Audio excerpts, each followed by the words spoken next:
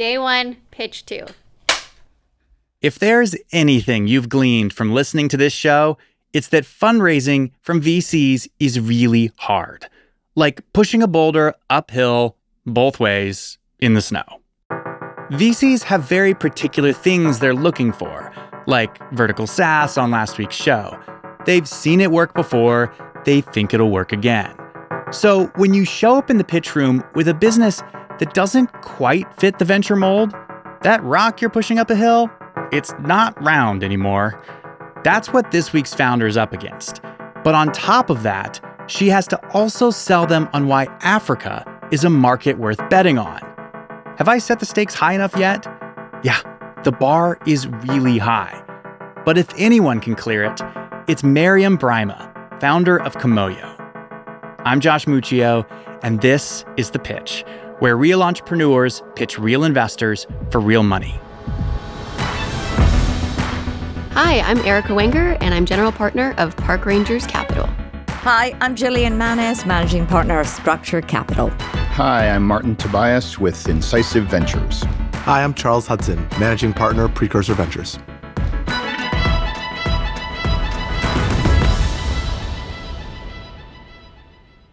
By the way, you won't hear from Charles during the pitch because his fund is already invested, but you will hear from him after the founder leaves the room. The pitch for Kimoyo is coming up after this.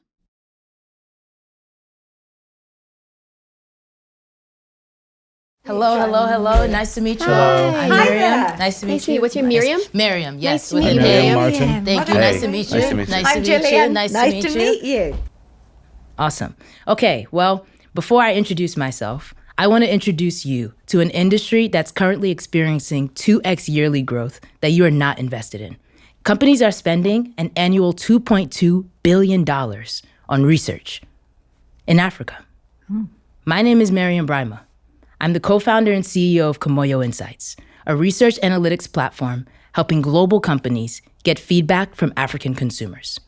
Prior to Kimoyo, I was a lead product designer at Netflix, spearheading products like the mobile-only plan. And that product, like all others, started with research. It took our team 2 to 3 weeks to recruit participants in the UK and India. In Kenya and Nigeria, it took 2 to 3 months. It was so frustrating. And Netflix is not alone. Participant recruitment is the number one problem for teams around the world conducting research across the continent. Modern research platforms like usertesting.com and traditional research agencies do not cater to African demographics. Kimoyo is changing that.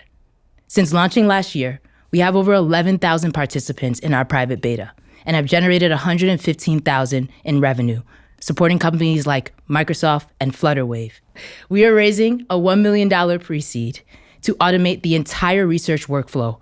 From research logistics through analysis, Kimoyo will help companies build better products for Africans and with Africans, starting with the most important thing, talking to their customers. Can you tell us about you? You seem to be like all that to say. Yeah. So like I said, my name is Mariam. I'm originally from New York, but I'm of Nigerian descent. I've always been a Nigerian American, Nigerian first, American second. Prior to Netflix, I actually managed a cross-functional research and design team, and I studied history of art and architecture at Harvard. Are you a first-time founder? Yes, I am.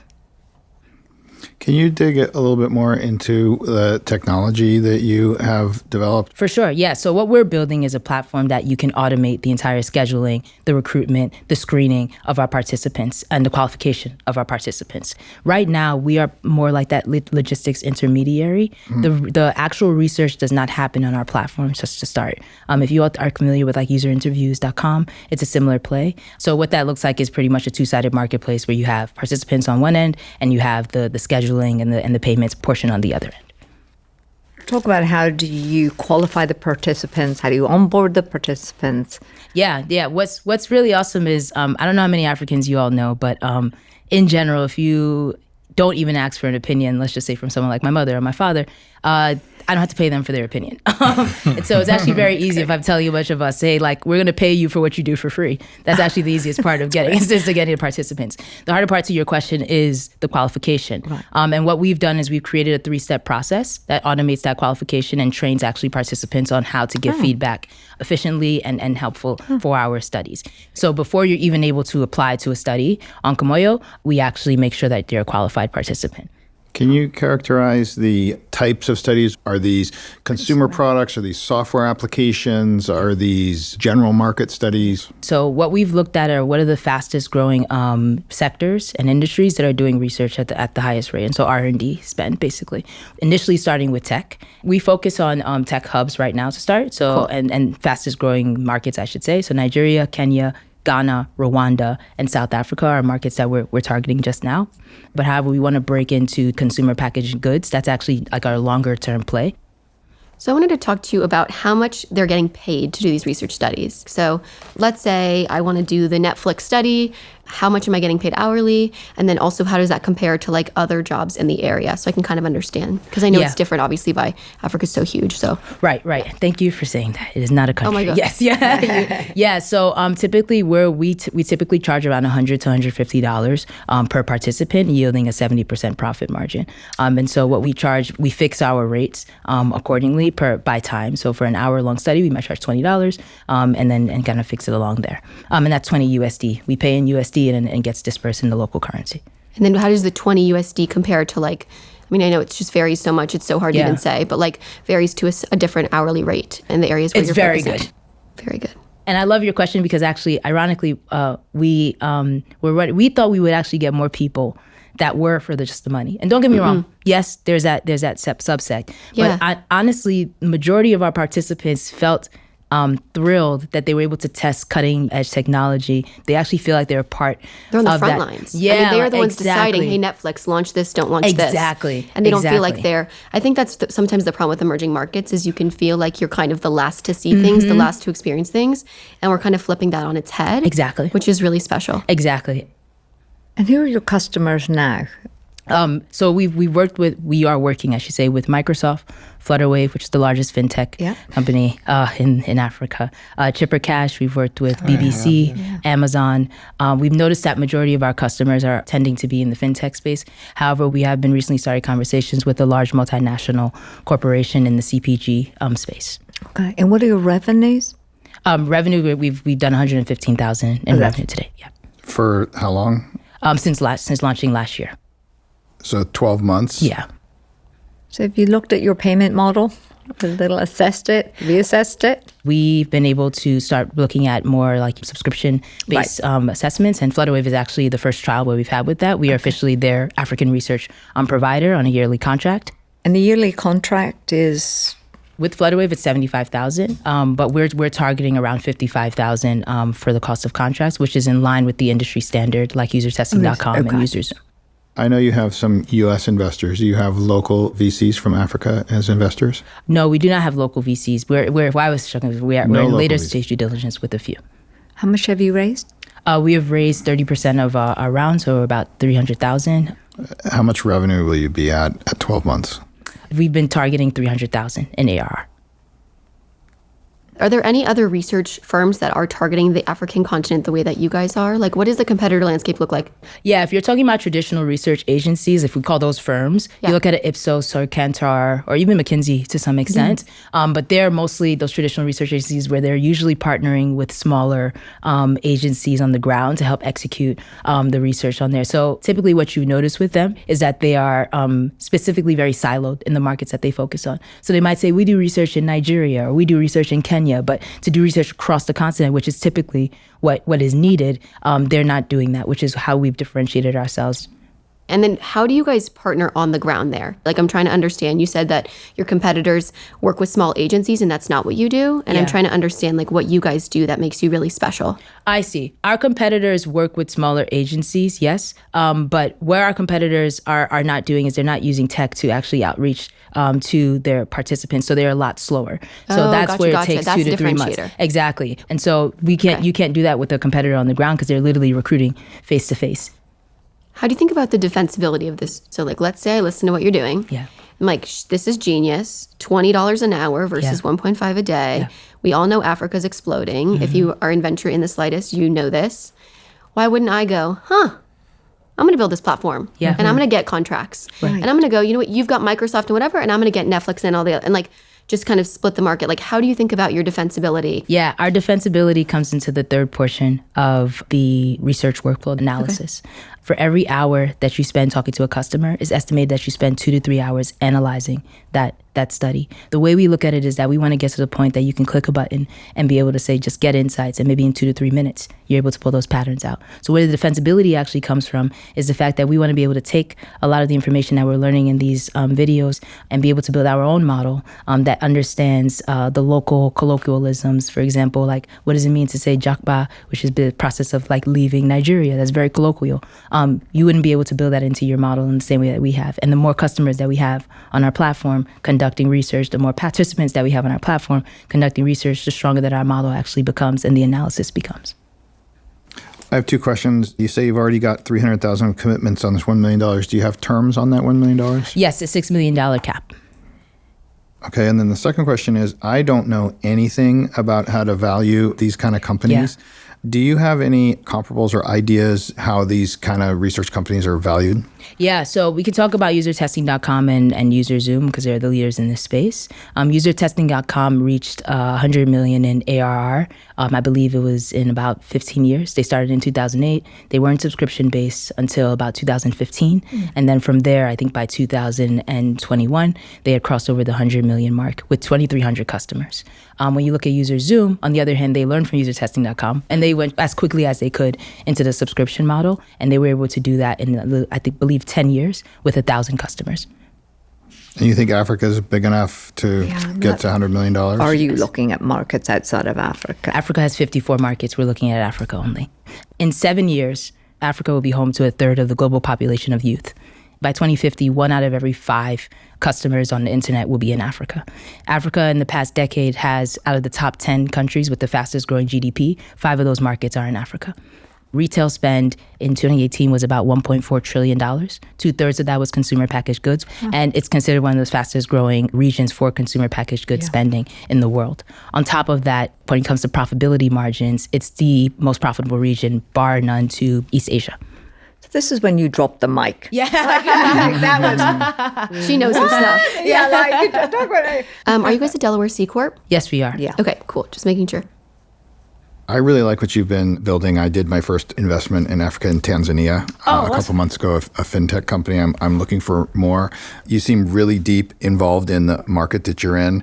I unfortunately don't understand how to value these kind of companies, and a company growing to only $300,000 of revenue at the end of this thing, it seems to me a little bit like a land grab versus a technology play. I know you're saying that you're able to compete with the other companies because of your technology, but this seems to me like the kind of thing that somebody would want to buy because of your market penetration in Africa, one of these other companies. And those other companies took 15 years to get to $100 million.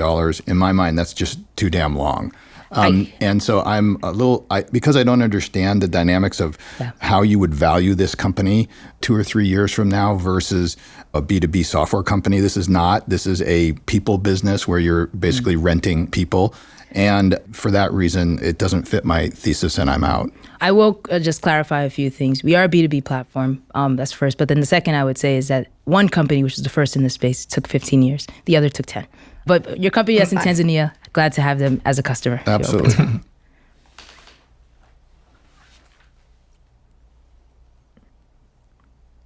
think the silence is the money that you all are thinking about investing. Yeah. You're good. I am so torn about this. I'm killing myself. And the reason I am is I've actually invested in 6 companies in Africa. Nice. Okay. 5 went belly up. Yeah. I am worried because I have scars because I've invested in Africa and just didn't know what the hell I was doing. Right. So I have no idea. I have no idea. Yeah. Okay, I'll give you more time to think if you want. Yeah, if you're saying you have no idea. Okay. Killing myself. I will say I'm a big founder over everything else, and I think you're brilliant. Thank you. You know your numbers. You're whip smart. I really like you. What I will tell you is I only invest in US-based companies, typically with US customers. Yeah. So I've never invested in Africa before, but I really like you. Yeah.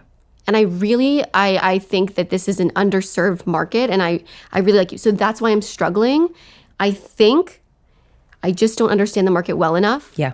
Okay. And I think I have to be out. Okay. But I will tell you that I am like, I really, really like you, and I might like call you tonight and tell you that I'm messed up. For sure. And I really think you're a star. I just don't invest in Africa, and I don't know the market. I'll let you know Microsoft is a US company, but just saying. And they've done more than 4 studies with us in the past year. That's exactly right. And you're a Delaware C Corp. I know. Yeah. I just don't. Yeah. I'm going to think about it. For sure. We'll talk tonight. Yeah. Jillian, Jillian, you should do it. yeah, you should do it. Yeah, Because I you mean, do invest in Africa. I mean, But I got burned. She got burned. but 5 times. Wouldn't it have been nice to have research to help justify your Yeah, your price? you're Yeah. absolutely Yeah. right. But this is a hard lift. I'm out. Okay. Okay. But what I can do is I can introduce you to 4 funds Okay. that invest in Africa. And I wish I could. I think it's my scar tissue. Yeah. I know you mentioned that there are 6 companies that you invested in. Over what period of time was it? Not to trigger you. No, that's okay. That's okay. It was been over the last 6 years. Over the last 6 years. I mean, because a 12% success rate, it sounds really good for a fund. Oh, no. Yeah. Listen. 1 out of 6. you know what? That's actually not a bad point. Yeah. Like it's Truthfully, Mariam- and I don't mean to cut you off, but I'm just saying, like, you know, what I'm getting at and what I'm trying to, I also try to reconcile is a lot of times I feel like when I'm talking about, you know, our company, I'm really trying to sell people in Africa first, you know, right? And so and it makes sense, but you know, when you look at the way that the dynamics of, you know, the venture capital space is, this is not off, you know, like when funding goes down in America, it goes down in Africa at the similar rate, right? And in terms of like success rate, 12% for a fund is listen, amazing. So Jillian, what are you doing? No, I know. What are you doing? I know something. Truthfully, Mariam, Yeah. I also don't think I can add the value that some of these other funds were going to For make sure. introductions to who have boots You got on the 4 ground. funds. Right? Yeah. I mean, Yeah. so I truly also think, what can I add here? Yeah, of course. Yeah. Yeah. All right. Thank you, Mariam. Thank you. It was so good to meet you. Nice to meet you. I look forward. I'll send my information so you Yeah, can get to please Please do. Please do, actually. Thanks. She is That's a little- so bettable. It is unreal. Yeah. She's very impressive. I'm surprised that she has no local VCs. I get a little concerned when I see only U.S. VCs in a foreign Maybe country. she hasn't gone. country. Has she pitched? I mean, maybe because she's in New York. Charles? I mean, do you have any I go, background but on that? we've had totally polar experiences. We've had some companies where we've had tons of local capital and it's been highly problematic. Yes. Yeah. And we've had other Similar cases to- where we've had it and it's been absolutely essential. I don't know how many. I know it's not 0. I also don't know how many of the African funds she's pitched. Josh? New investor acronym about to drop. EBITDA. Earnings before interest, taxes, depreciation, and amortization. But for the purposes of this conversation, you can think of EBITDA like net income, actual profits of the business. All right, back to me. Why do you need to know how this is going to be valued in a couple of years? Is it because you How need the to do I know what the thing's worth in the future? Yeah. Like, Yeah, that's you've a got big- 300,000 K in revenue. What's that worth? If you value it on like EBITDA, cash flow or something, if this is a traditional business, because those people renting businesses are typically valued on multiples of EBITDA, not multiples of revenue. Yes. Like, so this is not a SaaS software company that could get 20x revenue. This is probably like 3x EBITDA. And at 300K, your EBITDA is 0. Yeah. This is That's it. project-based. This is like a consulting company. Consulting companies sell at 3 or 1x revenue, maybe 3 or 5x EBITDA. Yeah. I mean, I'm trying to figure out, like, I'm investing at 6. Okay. In order for me to make 10 times my money, the thing has to be worth $60 million. What kind of revenue and multiple do I have to get to a $60 million valuation? If you're talking 3 times EBITDA, they need to be spitting out $20 million of EBITDA. And that's a lot of This type EBITDA of- Yeah. on this kind of business. Yeah. I just think, and it took the competitor 15 years to get to $100 million. that worried me. And you probably need to be $100 million top line to get 20 million of EBITDA, and then your thing's worth $60 million. The numbers. I'm really, my brain's exploding trying to figure out how the thing is worth. How So do I make even- 10x my money? So what valuation would have made this interesting? I don't think it's a valuation thing for me. It's a business model thing. I just couldn't get around this having a premium multiple at any kind of exit. I mean, it is likely that, I mean, who knows, she could create the leading brand in Africa, but it's more likely that usertesting.com or somebody else comes along and buys it. This seems like a land grab. Okay, you're the number one user researcher in Africa. You've got Microsoft and blah, blah, blah. And one of those $100 billion companies comes in and buys her. But, you know, then the question is, at what price? Right? I don't think it ends up being $1 billion exit or even $100 million exit. I think it ends up being a maybe mid double digits exit. And it's actually a great point. Like, everything that I invest in as an emerging fund needs to have the potential to 100x. For the math and I just do not. Not 10, even 100. I cannot get my brain around this one. Because you're basically renting people, right? There's not a lot of technology scaling and enablement there, and it's not a recurring model business. It's a project by project. You're not selling business. software. You're not selling software. You're renting people. It's not defensible. That is not defensible at all. And you're renting people for, you know, a 75% margin. Next guy comes along, does it at 50% margin. Yeah. And there will be somebody that comes into this business and is willing to operate at a lower margin because there's no technology barrier. Yes. And that's it. That's just not a venture scale fundable business, in my opinion. I feel like you were more likely to invest before I walked in the room. Oh, 100%. He made a really smart point that I actually didn't think about. Was it's actually you're renting people, not software. You're renting people. And we all talked about the defensibility. That was obvious. We all saw that. Problem. But you not being able to value the business properly. And yeah, I didn't think about that. Right after this, I ran into Mariam in the lobby, and she told me this would be her last pitch for a while. But sometimes stopping your fundraise can actually help your fundraise. To hear why, listen to my chat with Mariam on episode 116 of the Pitch Podcast. Link in the description. We'll see you next week on The Pitch Show.